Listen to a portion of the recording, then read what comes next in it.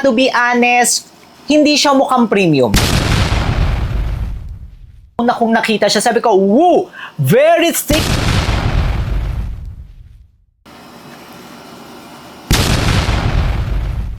So kung magpakain sa lupa, nakakahiya talaga. I get the hype. Pambansang tinubig, Sir Lawrence ang galing. Basta honest, real sa'yo ay sasabihin. Pambansang tinubig, sa kanya ang hihiling. Basta produktong sabi, lahat ay bibiin.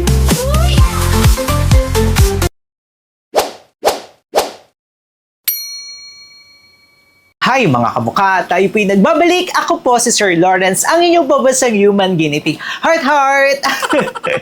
Since last year, ang dami na po sa inyo na nagre-request ito, pero naubusan tayo ng stocks. And ngayon nga po nakabili na tayo. And talaga namang nireview po natin ito ng todo-todo, bigay na bigay. Walang iba kundi ang Luxskin na Ecran Deluxe. Medyo nag-ano pa ako nung nagbakal, no?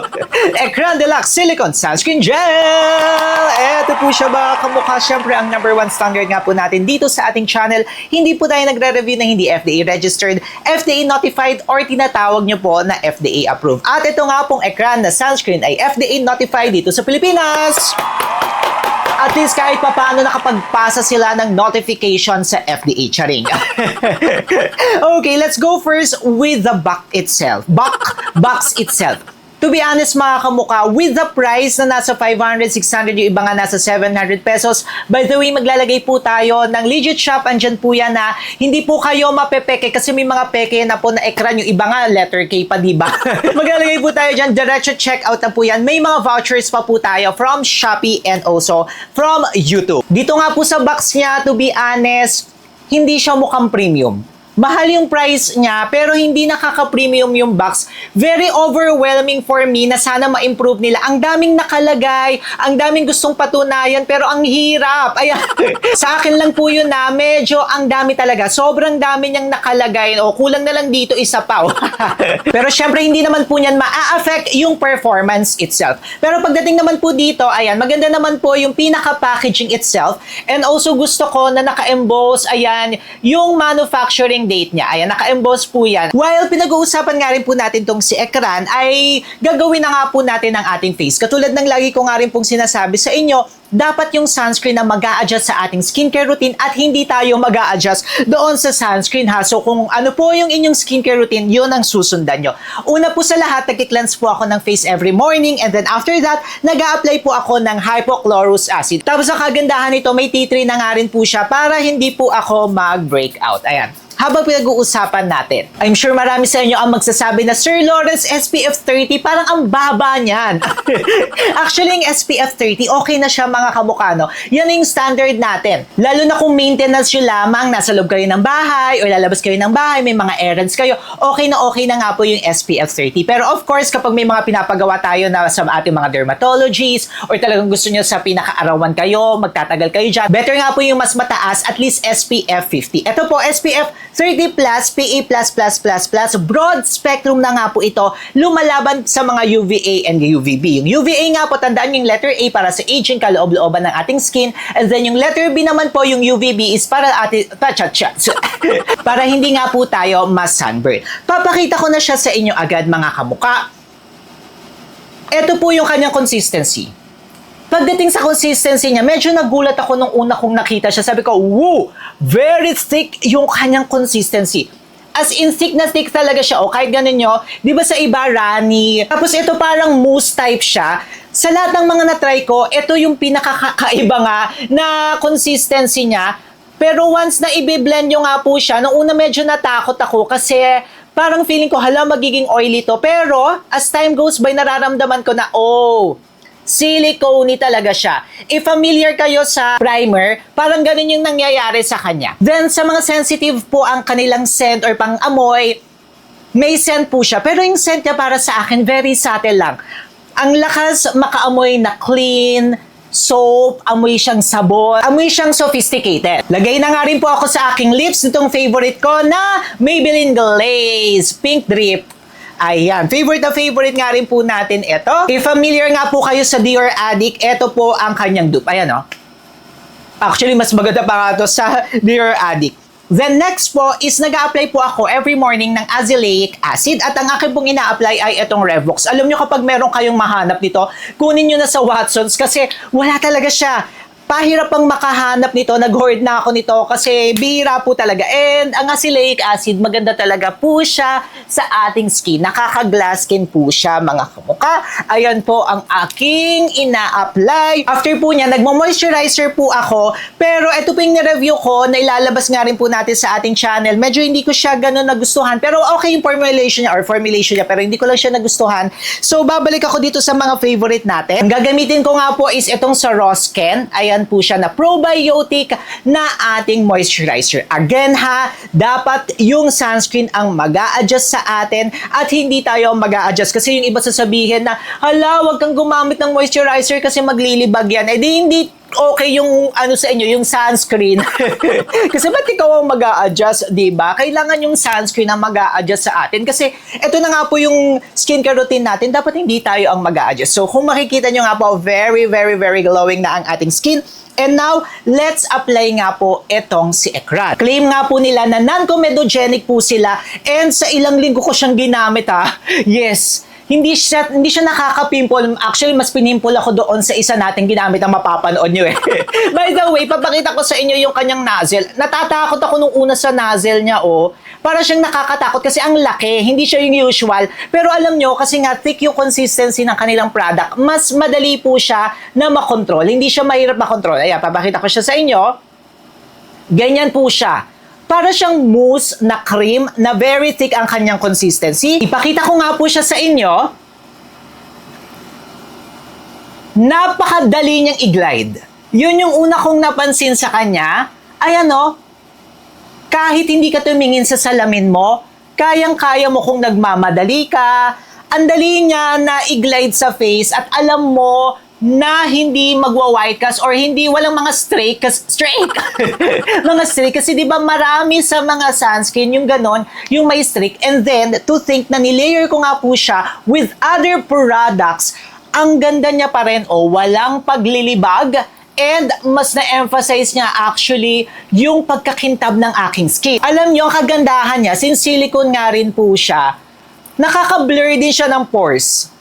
Kung makikita niyo tapos kung gagawin niyo siyang makeup base, ay perfect na po ito. Ito nga po yung side na nilagyan na natin.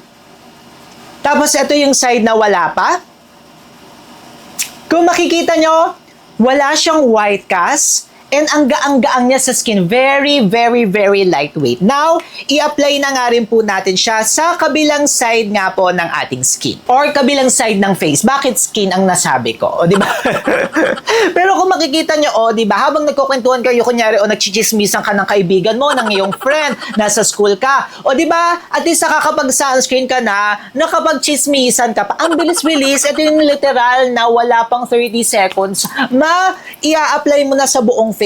And bihira tayong magganon mga kamukha dito sa ating channel ha. Talagang less hassle siya. Now I get the hype. Oo. Kaya pala ang dami sa inyo. Kasi yung mga kamukha natin, sinasabi nyo sa akin na, Sir Lawrence, kahit ang dami nagre-review niyan, hindi ako bibili hanggang hindi mo nababasbasan. Pagdating nga po sa pagkaka-oily, ang napansin ko sa kanya sa una mo siyang ilagay, para siyang medyo oily sa skin. Lalo na ako nga po may combination skin type. Sa una, feeling ko, malagkit siya. Pero as time goes by, after ilang minutes or after an hour actually, nagko-complement siya sa skin ko. Hindi siya yung mag-oil up. Though kung mag-oil up man mga kamukha, after ilang hours na talaga. Tapos winner-test ko nga rin po ito na mapapanood nyo maya-maya. Ayan sa may mga melasma, kung ayaw nyo mangitim, kailangan talaga kalimutan nyo na yung jowa nyo. Pero ang pagsusunscreen, wag nyo kakalimutan. Lalo sa mga nagre-rejuve, diba? Isa talaga sa dahilan kung bakit tayo nagkakamelasma, dark spots, pekas. Kasi nga po, hindi tayo nagsusunscreen. After ilang minutes, diba? Sa pagkukwentuhan lang natin, kitang-kita nyo, kahit wala na akong ilagay sa aking face, yun lang yung mga pinaglalagay natin. Pero very, very glowing ang aking skin. And winner wear test ko nga po itong si Ekran at panoorin nyo nga po. Update ko lang kayo, andito na tayo ngayon pa uwi. Ay hindi naman, pupunta pa tayo sa isang mall kasi nagpa-check up ako yun nga sa endodontist. Yung endodontist is in charge sila para sa mga root canal. And yun, root canal ako. Pero nandito tayo ngayon to update you. Ayan, after 5 hours na kasi parang 10 ko siya nilagay. Ngayon nasa 2 p.m. na. Ito pa rin siya. Ang ganda niya. Parang wala kang suot. Ayan. Kahit na meron kang nilagay na powder, kahit hindi ka maglagay ng powder, okay na okay siya. Parang wala kang nilagay. Update ko kayo mamaya para sa reapplication. Ayan. Nandito na nga po tayo sa Ayala Malls, Manila Bay. At ang nakakatawa, nanggaling ako sa Watson's sa Pulse.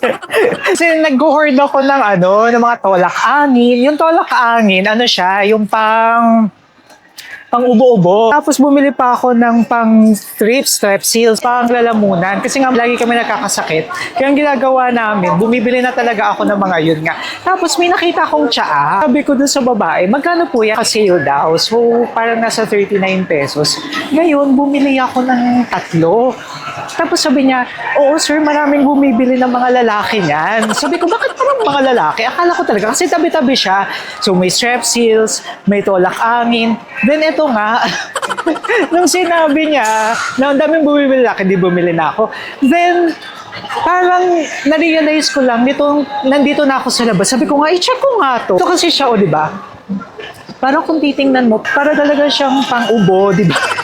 Kasi magkakasama nga, di ba? Tolak-angin, strepsils. Alam niyo, kapag isa-search niyo, sex enhancer pa siya.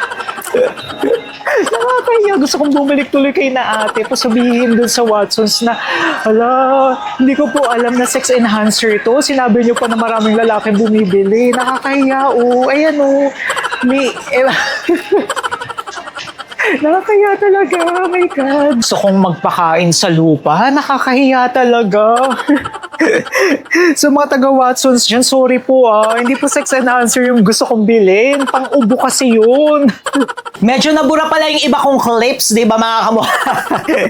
Pero sa pag-wear test nga natin on top of makeup, ang ganda niya mga kamukha. Talagang nabiblur niya yung pores natin and at the same time, napapakapit niya talaga yung makeup. Tapos, yun nga po, napoprotect pa tayo sa UV rays. And then, wearing it alone lang, I get the hype. Ang ganda talaga niya. Sa mga magtatanong dyan, Sir Lawrence, how about the reapplication? Baka naman yung reapplication, ang pangit niya na. Reapply tayo mga kamukha. Isang finger talaga yan ha.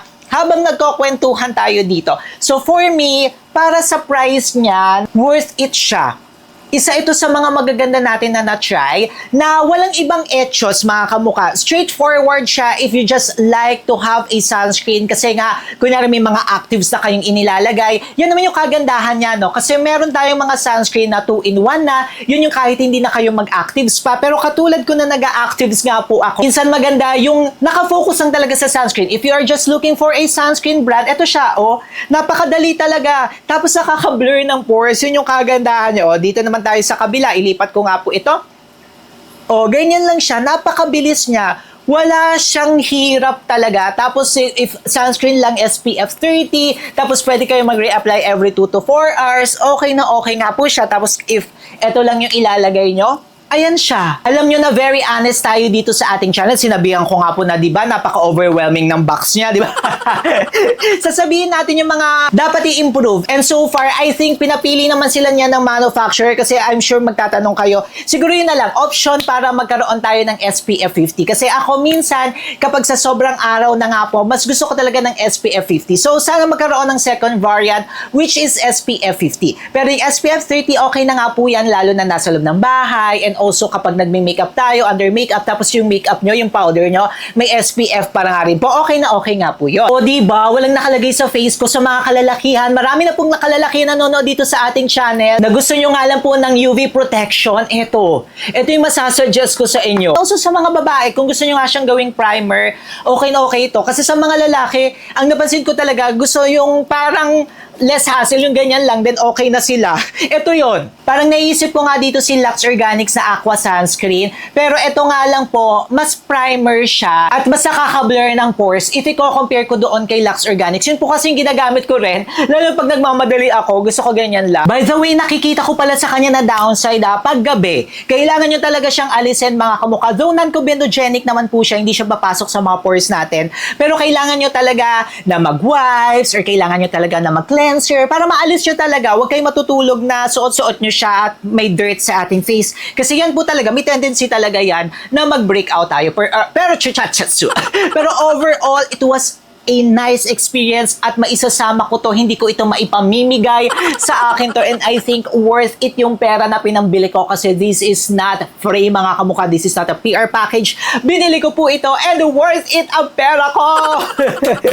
Kaya mga kamukha, anong masasabi niyo dito sa Ecran Sunscreen? Mag-comment kayo dyan sa baba at magkwentuhan tayo. Siyempre, kung gusto niyo pong mamanood ng iba natin mga videos, meron po niya mga kamukha. It must be really combination of different products. Gusto niyo magpaputi, meron po tayo niyan. Ayan po, mag-comment na kayo, mag-subscribe kayo sa ating channel, and magkita-kita po tayo sa susunod nating video. Click nyo na po ito para hindi nyo ako ma-miss.